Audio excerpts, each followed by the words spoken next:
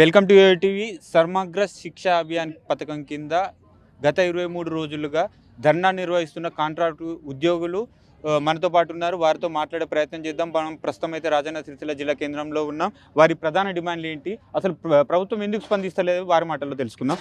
చెప్పండి, మీ ప్రధాన సమస్యలు ఏంటి? ఇప్పుడు ఈ గత 23 రోజులుగా ధర్నా నిర్వహిస్తున్నారు, ప్రభుత్వం ఎందుకు పట్టించుకోవట్లేదు? రెగ్యులర్ ఎంప్లాయీస్కు కాంట్రాక్ట్ ఎంప్లాయీస్కు ఉన్న డిఫరెన్స్ ఏంటి?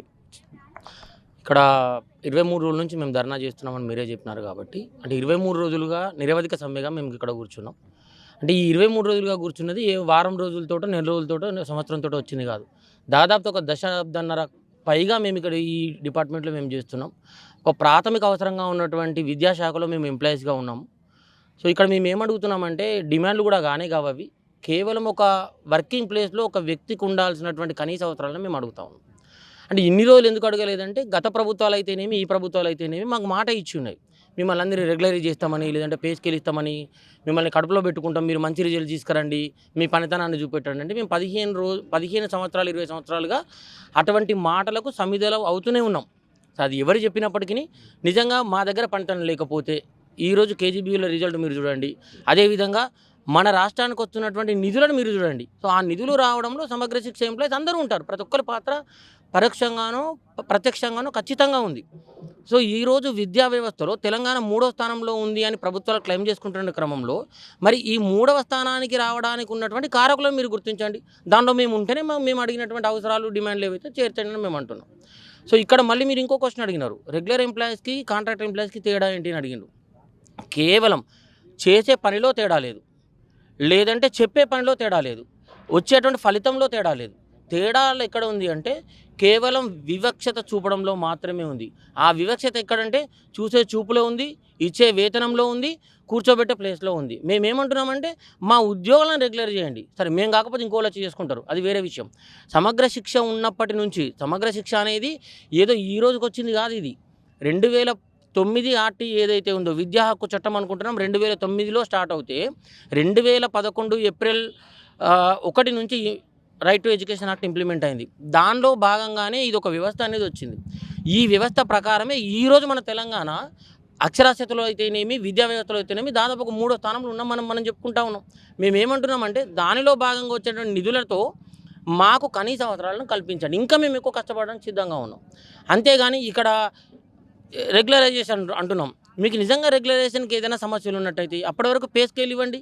సో పే స్కేల్ ఇస్తే దాని తర్వాత పర్యవసానాలు, లేదంటే దాని తర్వాత వచ్చేటి కాన్సిక్వెన్సెస్ ఇష్యూస్ ఏదైతే ఉంటో దాన్ని మెల్లమెల్లగా క్లియర్ చేసుకుంటూ వెళ్దాం.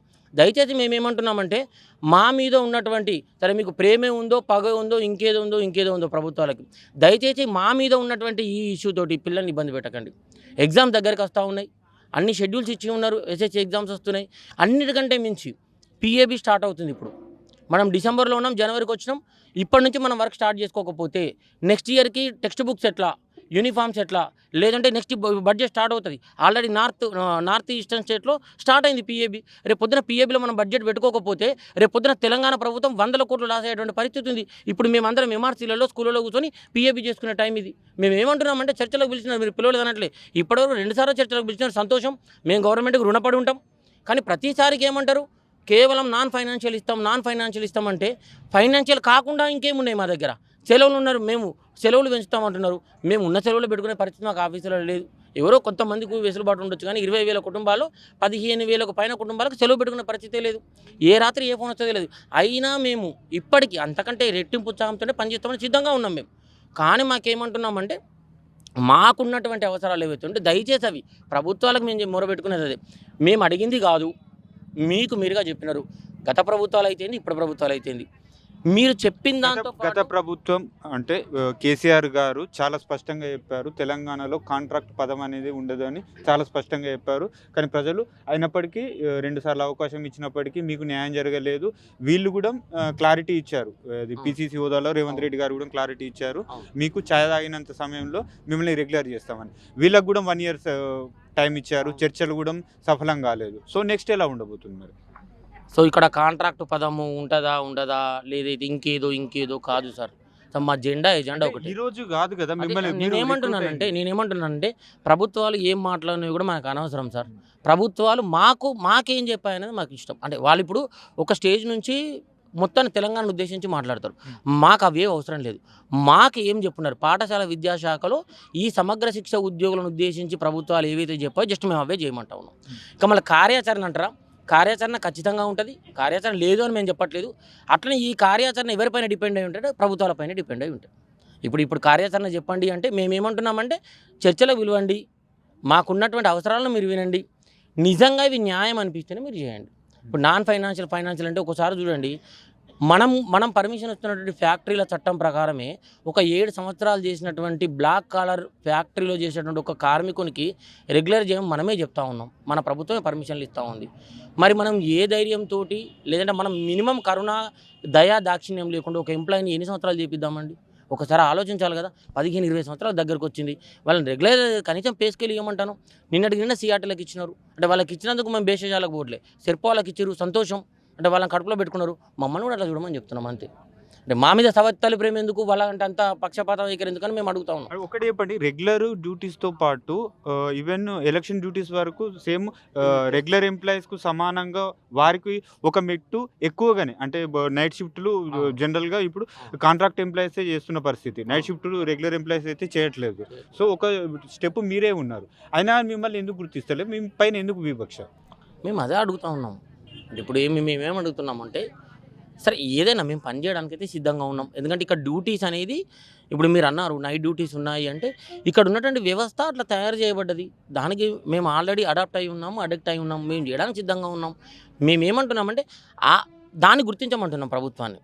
మీరు ఇప్పుడు కష్టపడుతున్నామని మీరు గుర్తించినప్పుడు, మీరు ఒక డ్యూటీ ఇచ్చినప్పుడు, రెగ్యులర్ ఎంప్లాయీస్ కంటే కూడా ఎక్కువ పని చేస్తున్నప్పుడు దయచేసి గుర్తించడం కోరుతా ఉన్నాం మేము. సో మీరు రెగ్యులేషన్ ఏదైనా ప్రాబ్లం ఉంటే కూడా న్యాయసలహా తీసుకోమని కోరుతా ఉన్నాం. న్యాయసలహా తీసుకోండి, అప్పటి వరకు పే స్కేల్ ఇవ్వండి. సో కనీసం పెరుగుతున్నటువంటి ధరలకు అనుగుణంగా కనీసం మేము ఉప్పు పప్పు కొనుక్కోలేని పరిస్థితుల్లో జాబులు ఏం చేస్తాం, పిల్లల్ని ఎట్లా, కనీసం మేము చేసే పని అయినా నిబద్ధతతో చేయాలి కదా. ఇప్పుడు మేము చేయాలి అంటే మేము కనీసం సంతోషంగా ఉండాలి. మేమేం గొంతమ కొరకలు పోవట్లేదు, మినిమం పే స్కేల్ ఇవ్వాలి. మేము పిఆర్సీలు ఇవ్వమంటలేము, డిఏలు ఇవ్వమంటలేము, ఇంకేదో ఇవ్వమంటలేము. ఒక కుటుంబం నడవడానికి సరిపడా కావాల్సినటువంటి ప్రభుత్వ వ్యవస్థీకృత రంగంలో ఉన్నాం కాబట్టి అక్కడ ఉన్నటువంటి పే స్కేల్ని ఇంప్లిమెంట్ చేయమంటా ఉన్నాం. ఉద్యోగ భద్రత, మినిమం ఉద్యోగ భద్రత.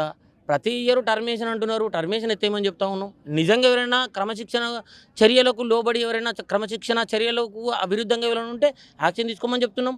మేము దానికి విరుద్ధంగానే ఉంటాం. ప్రభుత్వం ఇప్పుడు దానికంతా మేము సిద్ధంగానే ఉన్నాం. ఎప్పుడు కూడా ఉన్న దగ్గర ఆరోగ్య రక్షణ కల్పించా ఉంటాను. అనుకోకుండా విధి నిర్వహణను చనిపోతే కనీసం ఈ రోజుకి కూడా అండి, రీసెంట్గా ఖమ్మం జిల్లాలో ఒక సీసీఓ చనిపోతే చందాలు వేసుకొని దహన సంస్కారాలు చేయాల్సిన పరిస్థితి ఏర్పడే సమగ్ర శిక్ష కుటుంబంలో.